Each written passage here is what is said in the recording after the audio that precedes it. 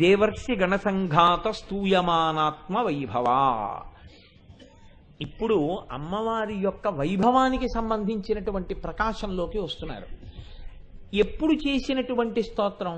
ఒకప్పుడని కాదు, అమ్మవారిని ఎప్పుడూ అందరూ స్తోత్రం చేస్తూనే ఉంటారు, అమ్మవారిని ప్రార్థన చేస్తూనే ఉంటారు.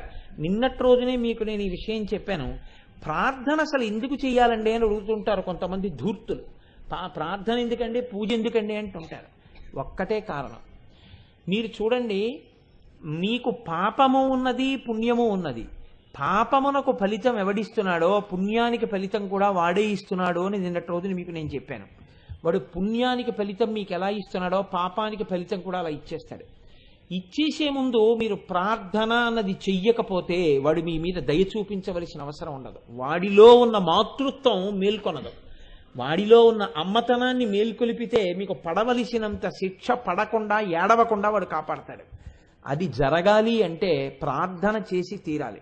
కాబట్టి భగవంతుణ్ణి స్తోత్రం చెయ్యడం అనేటటువంటిది మహాజ్ఞానుల దగ్గర నుంచి సామాన్యుల వరకు అందరికీ ఉంటుంది. కానీ స్తోత్రం ఎలా చెయ్యాలో కూడా మనలాంటి వాళ్ళకి చేత కాదని శంకర భగవత్పాదులే శివానందలహరిలో, సౌందర్యలహరిలో మన పక్షాన ఆయనే శ్లోకాలు చేసి మాం మాం మాం అంటూ నేను నేను నేను అంటూ శ్లోకాలు చేశారు. నిజంగా ఆయన అనవలసిన మాటలు కావవి. పశుమాం సర్వజ్ఞ ప్రథిత కృపయా పాలయ విభో అంటారు శివానందలహరిలో. నేను పశువుని అంటారు. అది శంకర భగవత్పాదులు అనవలసిన మాట కాదు, కానీ మనం అనడం కోసమని ఆయన అన్నారు. ఆ శ్లోకం మనం చదివితే పశుమాం సర్వజ్ఞ, ఈశ్వర నేను పశువుని అని చెప్పుకున్నట్టయి ఈశ్వర కారుణ్యం మనకు కలుగుతుందని. అలాగే ఆయన అమ్మవారిని ప్రార్థన చేసేటప్పుడు స్నపయ కృపయా మామపి శివే అంటారు. మాం అపి, నన్ను కూడా తడిపేసేయమ్మా నీ చూపులతో అంటారు. నిజంగా ఆయనకి కాదు కావలసింది, మనకి. అందుకని స్తుతి, స్తోత్రం, ప్రార్థన ఈనాటిది కాదు, ఎప్పటినుంచో ఈ ప్రార్థన నడుస్తూనే ఉంది. ప్రత్యేకించి ఇప్పుడు ఈ నామం చెప్పవలసిన అవసరం ఎందుకు వచ్చింది లలితా సహస్రంలో అంటే, ఈ అమ్మవారిని స్తోత్రం చెయ్యవలసినటువంటిది, అమ్మవారిని ప్రార్థన చెయ్యవలసినటువంటి అవసరం దేవతలకు, ఋషులకు, దేవర్షులకు అందరికీ కలిగింది. ఒకరిది కాదు కష్టం. మీరు బాగా జ్ఞాపకం పెట్టుకోండి, ఇప్పుడు చేస్తున్నటువంటి వాళ్ళు, స్తోత్రం చేస్తున్న వాళ్ళు రాక్షస సంబంధీకులు కారు, రాక్షసులు కారు. కేవలము దేవతలు చేస్తున్నారు. వాళ్ళు దేవతలు కదా, మరి రాక్షసుల్ని వాళ్ళు మట్టు పెట్టలేరా? మరి వాళ్ళు ఎందుకు ప్రార్థన చేస్తున్నారు? వాళ్ళు దేవతలైనప్పుడు వాళ్లే చంపచ్చగా రాక్షసుల్ని. అంటే వాళ్ళు దేవతలైన రాక్షసుల్ని సంహరించగలిగినంత స్థాయిలో నిలబడలేకపోతున్నారు. ఇప్పుడు నిలబడలేక వాళ్ళు ఏం చేస్తున్నారంటే అమ్మవారి యొక్క ఆవిర్భావాన్ని అడుగుతున్నారు. అమ్మ నువ్వే వచ్చి భండాసురుణ్ణి నిర్జించాలి, భండాసురుణ్ణి చంపి మమ్మల్ని అందరినీ కాపాడాలని వాళ్ళు ప్రార్థన చేస్తున్నారు. ఇది బాహ్యం. మీరు లోపలికి వెళ్ళి చూడండి, ప్రతి వాడికి కూడా మంచి గుణం ఉంటుంది, చెడ్డ గుణం ఉంటుంది. పూర్తి చెడ్డవాడు లోకంలో ఎవ్వడూ ఉండడు. ఎంత చెడ్డవాడి యందు ఏదో ఒక చిన్న మంచి గుణం ఉంటుంది. కానీ వాడు తన యందున్న మంచి గుణాన్ని బాగా ప్రోధి చేసి అది ప్రకాశించేటట్టు చేసుకునే ప్రయత్నమునందు కొంచెం వైక్లభ్యమును పొందుతాడు. ఈ కంసాలి కొట్లో నిప్పు రాజేసేటప్పుడు ఊకలో నిప్పు పెట్టి గొట్టం పెట్టి దాన్ని ఊత్తారు. ఊస్తే నిప్పు రాజుకుంటుంది. అలా లోపలే ఉన్నటువంటి మంచి గుణములు నిలబడాలి అంటే చెడ్డ గుణముల వలన అవి పక్కకి తోయబడకుండా చూడాలి. ఇక్కడ మంచి గుణం ఉంటే చెడ్డ గుణం కూడా ఉంటుంది, రెండూ పక్క పక్కనే ఉంటాయి. చెడ్డ గుణములు విజృంభించి మంచి గుణములను పాడు చెయ్యకుండా ఉండాలి అంటే, ఈ మంచి గుణాలు పెరిగిపోయి చెడు గుణాలు తగ్గిపోవాలంటే, ఇక్కడే ఉన్న దేవతలు గెలిచి రాక్షసులు నిర్జింపబడాలంటే మీ ఒక ప్రయత్నం సరిపోదు. భగవంతుని యొక్క అనుగ్రహం మీ యందు ప్రసరించాలి. దీని కొరకు మీరు ప్రార్థన చేస్తూనే ఉండాలి. కేవలము ఏదో కోరిక కొరకే కాదు, మంచిగా నిలబడ్డానికి, మంచి జారిపోయి మీరు చెడు చేత ఆక్రమింపబడకుండా ఉండడానికి ప్రార్థన ఎప్పుడూ చేయాలి. ఎందుకో తెలుసా అండి? ఒక్కటే కారణం, ఎంత గొప్పవాడన్నవాడు కూడా ఎప్పుడో అప్పుడు గబ్బాలన జారుడు మెట్ల మించి జారిపోయేటటువంటి అవకాశం ఉంటుంది. అలా జారిపోకుండా ఉండాలంటే అమ్మవారు పట్టుకోవాలి, చెయ్య అంటే రోజు ప్రార్థన చేస్తే పొరపాటున కూడా అలాంటి తప్పు జరగకుండా ఆవిడ పట్టుకుని పైకెత్తి అలా నిలబెట్టి ఉంచుతుంది. జారిపోయేటప్పుడు చేయి పట్టుకుంటుంది ఆవిడ. మీరు చూడండి, లోకంలో ఎప్పుడూ ఒక మాట వినపడుతుంటుంది. తాతగారు కొడుకుని పట్టుకుని మనవడిని పట్టుకుని నడుస్తూ ఉంటాడు.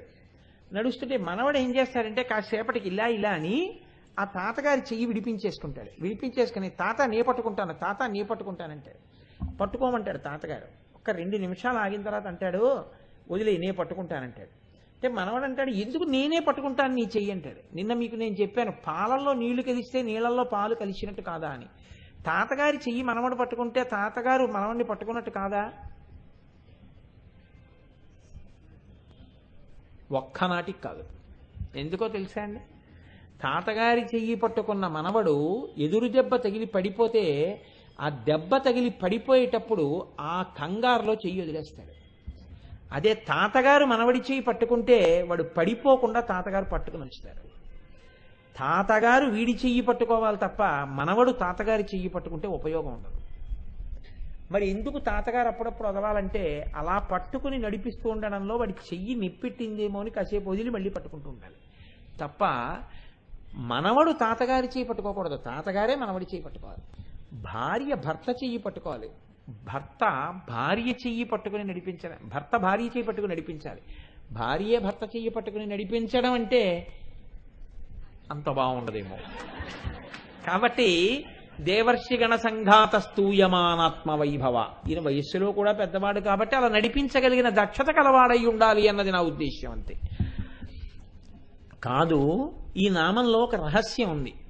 ఇప్పుడు దేవతలు ఋషులు అందరూ అమ్మవారిని ఆవిర్భవించమని ప్రార్థన చేస్తే అక్కడ ఉన్నటువంటి హోమగుండంలోంచి ఆవిర్భవిస్తున్నటువంటి లలితా పరాభట్టారికలాగే మీకు దేవతలు ఋషులు అందరూ కలిసి అమ్మవారిని ప్రార్థన చేసి మీకు అందించారు. ఎలా అందించారు? ఇప్పటికీ ప్రతి చోట ఆ దేవతలు ఉన్నారు, ఆ ఋషులు ఉన్నారు. కానీ ఆ దేవతల్ని ఆ ఋషుల్ని వాడుకోవడంలోనే ఉంటుంది. దేవతలకి ఋషుల యొక్క నోరు మీరు నొక్కేసి రాక్షసులే లోపల నుంచి పలుకుతున్నారనుకోండి, స్తోత్రం ఉండదు. వాడెక్కడున్నాడో అక్కడ అల్లరి, కేకలు, ఆందోళన, ఇబ్బందులు, భయం ఉంటాయి. ఎక్కడ వీళ్ళు వాళ్ళని గెలిచారో అక్కడ దేవతా ప్రార్థన ఉంటుంది. ఎలా ఉంటుందో తెలుసా అండి? ఒక్కటే కారణం. మనకి అచ్చులు 16, హల్లులు 34, ఒకటి సంఘాతాక్షరం ఛకారం. ఇప్పుడు ఈ 51 అక్షరాల్లోంచే సమస్త వాంగ్మయం వచ్చింది. ఋషిప్రోక్తమైనటువంటి వాంగ్మయం ఏదుందో అదంతా భగవత్ సంబంధమే అయి ఉంటుంది. భగవంతుడి గురించి మాత్రమే మాట్లాడతారు వాళ్ళు. ఒక రామాయణం అంతా భగవత్ సంబంధంతో ఉంటుంది, భారతం అంతా భగవత్ సంబంధంతో ఉంటుంది, భాగవతం అంతా భగవత్ సంబంధంతో ఉంటుంది. ఆ 51 అక్షరాలతోటే మత్తు సాహిత్యం ఉంటుంది. ఈ 51 అక్షరాలతోటే మీ జీవితాన్ని గోతిలోకి తోసేయగలిగినటువంటి ప్రసంగాలుంటాయి. ఈ 51 అక్షరాలతోటే మిమ్మల్ని నిచ్చెన ఎక్కించగలిగిన ప్రసంగాలుంటాయి.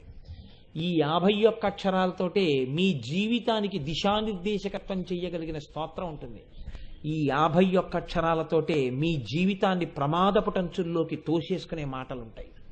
జిహ్వాగ్రే వర్తతే లక్ష్మి, జిహ్వాగ్రే మిత్రబాంధవాః, జిహ్వాగ్రే బంధనం ప్రాప్తి, జిహ్వాగ్రే మరణం ధ్రువం. నోటితో మాట్లాడినటువంటి మాట ఏదుందో అది లక్ష్మీ కటాక్షాన్ని ఇస్తుంది. ఈ మాట్లాడిన మాట చేత బంధనం నుంచి విడిపోతాడు. ఈ మాట్లాడిన మాట చేత భగవంతుణ్ణి చేరుకుంటాడు. మాట్లాడకూడని మాట మాట్లాడినటువంటి వాడు బంధనంలో, కారాగారంలో పడిపోతాడు. ఒక్కొక్కసారి ఆ మాట వల్ల మృత్యువు కూడా వస్తుంది.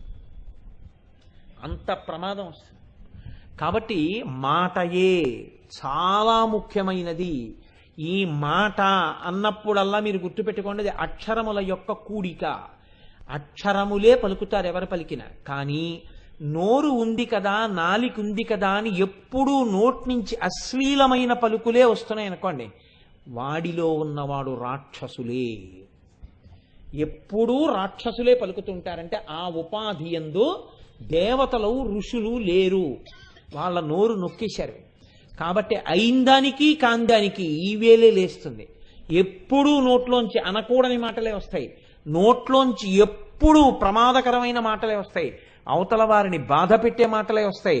ఒక్కటే కారణం, వాడి లోపల నుంచి దేవతలు ఋషులు మాట్లాడే అవకాశం లేదు. ఒకడు నోరు విప్పితే ఎప్పుడూ భగవత్ సంబంధమే వస్తుంటుంది. ఒక్కటే కారణం, వాడి యందు రాక్షసుల యొక్క పీక దేవతలు నొక్కేశారు. కారణం ఏమిటి? అమ్మవారి యొక్క అనుగ్రహం ఆ దేవతలకుంది, లోపలున్న దేవతలకి. అక్షరములను పలికే అదృష్టాన్ని అమ్మవారు అందరికీ ఇచ్చింది. ఇప్పుడు నేను ఎలా మాట్లాడుతున్నానో మీరు అలా మాట్లాడగలరు. నేను లలితా సహస్రం ఎలా చదివానో మీరు అలా చదవగలరు. ఇప్పుడు నేను ఏం చెప్పానో అంతా యథాతథంగా చెప్పలేకపోయినా ఇందులో కనీసం కొంత ప్రసంగాన్ని మీరు మీ బిడ్డలకి మీ వారికి చెప్పగలరు. కానీ ఉండవలసినది మాత్రం ఒక్కటే. ఇప్పుడు మీరు ఏది విన్నారో అది మీ మనసుని హత్తుకుంటేనే మీకు చెప్పబుద్ధి వస్తుంది. మీరు బాగా గమనించండి. ఇదే సభలో కొంతమంది ఉంటారు. మీరు ఇంటికి వెళ్ళిన తర్వాత వాళ్ళ ధోరణి ఎలా ఉంటుందంటే, ఇక్కడ కూర్చుని ఉంటారు కానీ వాళ్ళ మనస్సు అంతా వేరొక చోట ఉంటుంది. వారు తర్వాత కూడా ఆ వ్యగ్రతతోటే ఉంటారు. ఇంటికి వెళ్ళాక కూడా వాళ్ళ మీద దీని ప్రభావం ఏమి ఉండదు, అదే మాట్లాడుతూ ఉంటారు, ఆ వ్యగ్రతతోనే ఉంటారు. ఎందుకు ఇక్కడికి వచ్చి కూర్చుంటారు అంటే, ఎక్కడో ఈశ్వరానుగ్రహం ఉండి దేవాలయంలో కొంతసేపు కూర్చుంటూ ఉంటారు అంతే. అంతకు మించి దానికి ప్రయోజనం ఉంటుందా అంటే ఉంటుందని నేను అనుకోను. మనసు రమించింది అనుకోండి, అది ఎలా ఉంటుందో తెలుసా అండి? మీరెవరికో ఒకరికి చెప్పకుండా ఉండలేదు. మీకు నేను ఒక్కటే ఉదాహరణ చెప్తాను. నేను ఇంటికి వెళ్ళాక మా అబ్బాయి ఫోన్ చేశాడు అనుకోండి, నాన్నగారండి నాకు ఒక గొప్ప ఇంటర్నేషనల్ కంపెనీలో ఉద్యోగం వచ్చింది, అసలు నేను అనుకోలేదు నాన్నగారండి, అటువంటి జాబ్ వచ్చింది అని చెప్పాడు అనుకోండి. అప్పుడు నేను వెంటనే ఆహా చాలా సంతోషం అని ఫోన్ పెట్టేసి వెళ్ళి మామూలుగా ఎప్పుడు పడుకున్నట్టు పడుకుంటానని మీరు అనుకుంటున్నారా? నేను అలా పడుకోను. వెంటనే ఏమో విన్నావా శుభవార్త, మన వాడికి గొప్ప ఉద్యోగం వచ్చింది. అప్పుడు అది కూడా సంతోషపడిపోతుంది. అప్పుడు మా బిడ్డను లేపి మా అమ్మాయికి చెప్తాం. ఇప్పుడు ముగ్గురం కలిసి ఆనందం తట్టుకోలేక 10 అయితే ఏంది కానీ ఏమనుకోరు, ఓసారి గోపాలకృష్ణ గారికి ఫోన్ చేసి చెప్తాం. గోపాలకృష్ణ గారికి ఫోన్ చేసి, గోపాలకృష్ణ గారు మా అబ్బాయికి ఇలా తెలియదు, గురుగారు చాలా సంతోషం అండి, గోపాలకృష్ణ గారు పొంగిపోతారు. ఇప్పుడు గోపాలకృష్ణ గారు సంతోషిస్తే ఆయన ఫోన్ చేసి ఇంకోళ్ళకి చెప్తారు, 11 అయింది ఇప్పుడు ఎందుకండి అంటే, అలా కాదులే వెళ్ళి చెప్పి రావాలి దొరగారికి. ఓసారి దొరగారి ఇంటికి వెళ్ళి, దొరగారు మా వాడికి ఒక గొప్ప ఉద్యోగం వచ్చింది. ఎందుకు చెప్పావు? నీ మనసుని పట్టింది, చెప్పకుండా ఉండలేకపోయావు. నీ మనసుకు పట్టకపోతే వెళ్ళి పడుకుంటావు. నీ మనసుకు పట్టిందని గుర్తేమిటి? నువ్వు ఇంకొకళ్ళతో పంచుకుంటున్నావు, అదే అగ్ని పరీక్ష. పట్టనది పంచుకో, పట్టుకున్నది పంచుకోకుండా ఉండలేవు. కాబట్టి దేవర్షి గణ సంఘాత స్తూయమానాత్మ వైభవ, ఇంట్లో చంద్రశేఖర పరమాచార్య స్వామి వారి యొక్క అనుగ్రహ భాషణాలు పుస్తకం ఉంది, కంచికామకోటి లీలలు పుస్తకం షెల్ఫ్లోనే ఉంది. వీడికి 40 ఏళ్ళు వచ్చాయి, 50 ఏళ్ళు వచ్చాయి, 60 ఏళ్ళు వచ్చాయి, 70 ఏళ్ళు వచ్చాయి. ఆ పుస్తకం వీడు ఎప్పుడు చదవలేదు. ఎప్పుడు ఇంకా ఉపయోగం ఏముంది? నేను ఒకసారి ఒకళ్ళ ఇంటికి వెడితే ఆయన కాళ్ళు చేతులు కడిగేసుకుని శ్రద్ధగా కూర్చుని చక్కగా ఒక దీపం పెట్టుకుని 2 అగరత్తులు వెలిగించుకుని ఇలాంటి వ్యాసపీఠం ఒకటి పెట్టుకుని ఆ వ్యాసపీఠంలో పరమాచార్యుల వారి కామకోటి లీలలు పెట్టుకుని చదువుకుంటున్నాడు. ఆయన ఇప్పుడు ఉత్తరీయం వేసుకుని, చొక్కా బనీను కూడా లేదు, ఓ పంచె కట్టుకుని ఉత్తరీయం వేసుకుని చదువుకుంటున్నాడు. నేను లోపలికి వెళ్ళా చూసి, ఏమిటండి ఆ పుస్తకం అన్నాను. కామకోటి లీలలండి అన్నాడు. ఏం చేస్తున్నారు మీరు అన్నాను. ఆ పుస్తకం చదువుకుంటున్నాను అన్నాడు. పుస్తకం చదువుకుంటున్నారా, మీరు ఏమైనా అనుష్ఠానం చేసి వచ్చి పుస్తకం చదువుకుంటున్నారా అన్నాను. కాదు పుస్తకమే చదువుకుంటున్నాను అన్నాడు. మరి పుస్తకం చదువుకోవడానికి పంచి కట్టుకుని ఉత్తరీయం వేసుకుని చదువుకుంటున్నారు ఏమిటి అన్నాను. అంటే ఆయన అన్న మాట నేను ఇప్పటికి మర్చిపోనండి. ఆయన అన్నాడు, ఇప్పుడు ఈ పుస్తకంలో ఎవరు మాట్లాడుతున్నారండి అవన్నాడు. పరమాచార్య మాట్లాడుతున్నప్పుడు నేను పరమాచార్యుల వారి దగ్గర ఉన్నట్లు కదండి. పరమాచార్యుల వారి దగ్గర నేను ఉన్నప్పుడు వారు ఎత్తైన దాని మీద కూర్చుని మాట్లాడుతూ ఉండాలి. జగద్గురువుల సన్నిధానంలో ఉన్నాను కాబట్టి నేను ఉత్తరీయం వేసుకుని కదా కూర్చుని ఉండాలి. అందుకని దీపం పెట్టి అగరత్తులు పెట్టుకుని చదువుకుంటున్నానండి అన్నాడు. నీకు అనుగ్రహం కలుగుతుంది రా అనుకున్నాను. యద్భావం తద్భవతి. మీ మనసు ఎలా ఉందో మీకు అలా ఉంటుంది. కామకోటి లీలలు ఇలా పెట్టి మీరు తాగేసిన ఎంగిలి కాఫీ కప్పు అక్కడే పెడితే